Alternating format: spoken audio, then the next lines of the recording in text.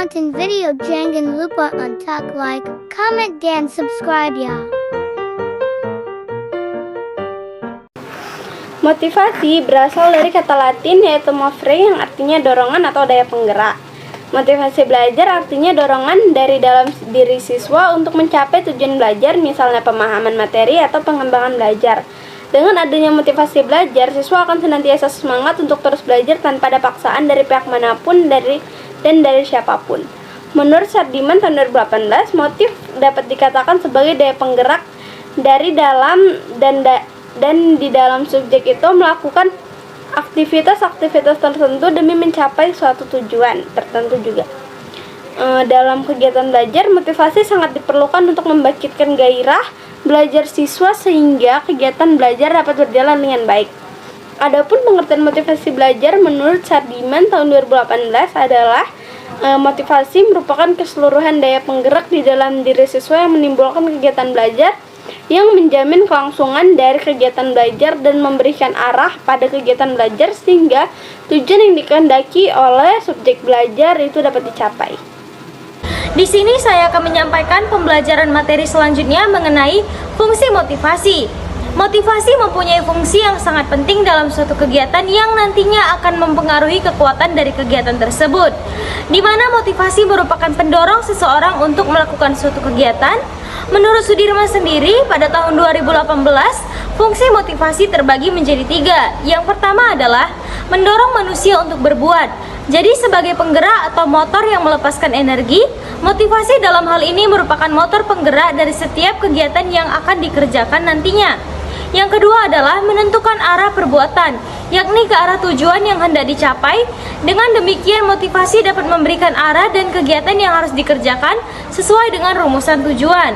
Yang ketiga adalah menyeleksi perbuatan, yakni menentukan perbuatan-perbuatan apa yang harus dikerjakan yang serasi guna mencapai tujuan dengan menyisihkan perbuatan-perbuatan yang tidak bermanfaat lagi bagi tujuan tersebut.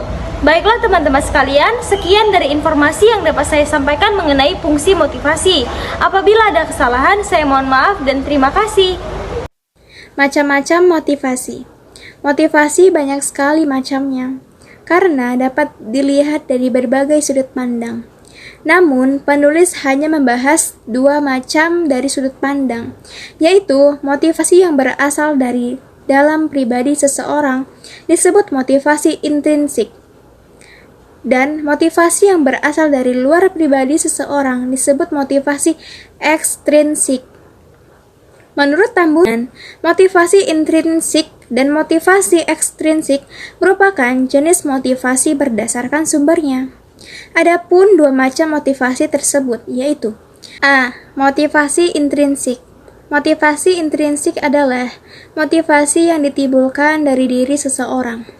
Motivasi ini biasanya timbul karena adanya harapan, tujuan, dan keinginan seseorang terhadap sesuatu, sehingga dia memiliki semangat untuk mencapai itu.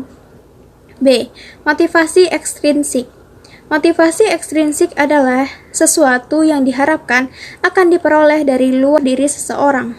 Motivasi ini biasanya dalam bentuk nilai dari suatu materi, misalnya imbalan dalam bentuk uang atau intensif lainnya yang diperoleh atas suatu upaya yang telah dilakukan.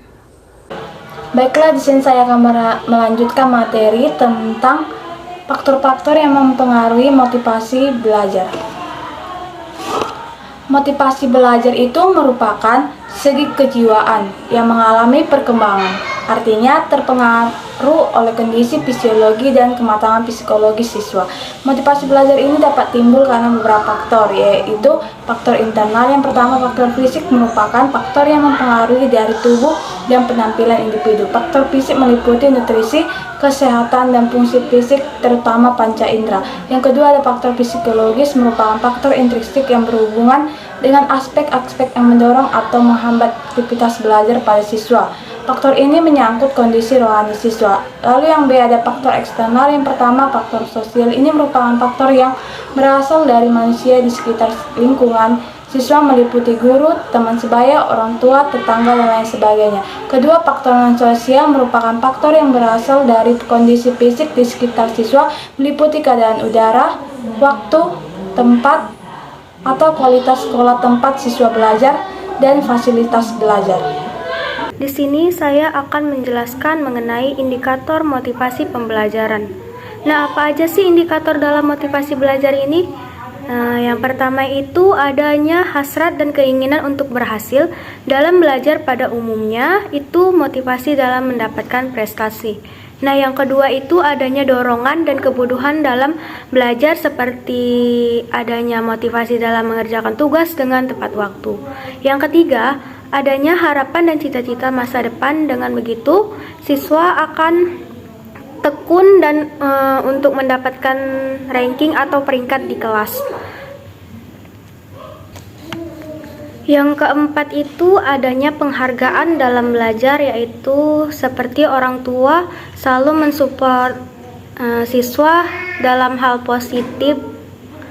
Yang kelima adanya kegiatan yang menarik dalam belajar, misalnya itu membuat game di saat siswa sudah lelah dalam pembelajaran. Nah, guru itu harus membuat siswa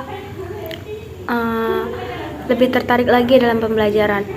Yang keenam itu adanya lingkungan belajar yang kondusif sehingga siswa dapat belajar dengan baik untuk kedepannya.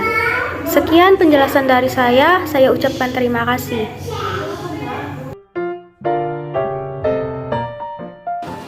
Sedikit motivasi belajar dari saya, yaitu jika itu sebuah kesalahan maka kamu perbaiki, jika itu sebuah kegagalan maka kamu harus coba lagi, namun jika itu suatu penyerahan maka semuanya selesai.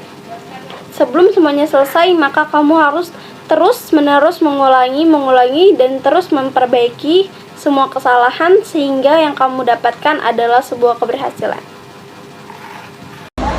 Halo semua, di sini saya akan memberikan 2 kalimat motivasi setelah penyampaian materi pembelajaran saya tadi. Kalimat motivasi saya ini bertujuan dapat menunjang proses pembelajaran kita bersama-sama agar lebih termotivasi dan lebih bersemangat tentunya. Kata-kata motivasi saya yang pertama adalah productivity is about looking forward, looking back too much or trying to be too much of perfectionist. Can destroy the productivity, so keep going, keep creating, keep building.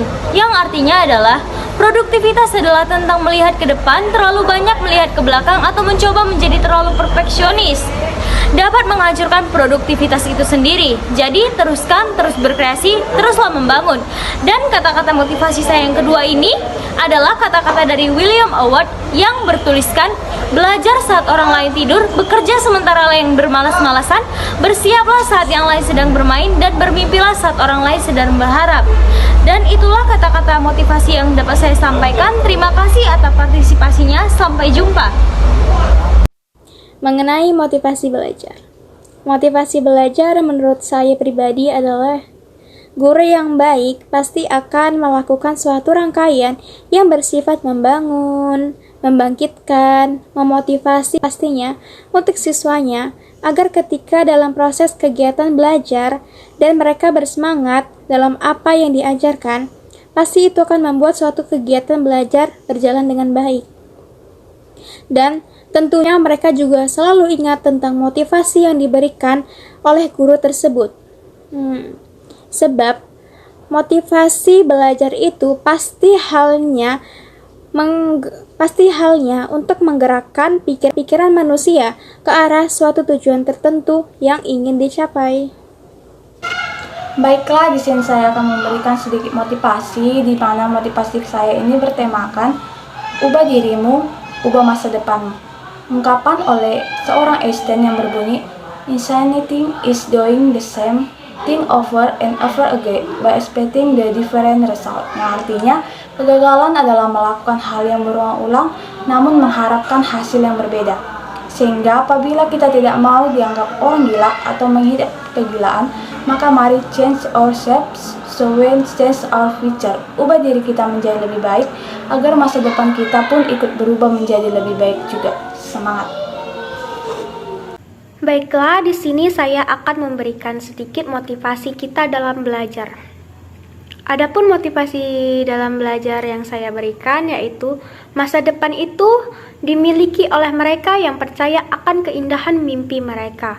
Nah, jika kita tak pernah memulai, lalu mengapa kita harus diberikan hasil? Orang yang mau belajar akan bertambah ilmu pengetahuannya sehingga ia tidak mudah untuk dibodohi oleh orang lain. Dengan begitu, orang yang berhenti belajar akan memiliki masa lalu, sedangkan masa depan dimiliki mereka yang akan menyiapkannya di hari ini. Dengan begitu, kita akan mendapatkan masa depan yang cerah. Jadi, It's like a Polaroid love 사랑 촌스러운 그 감정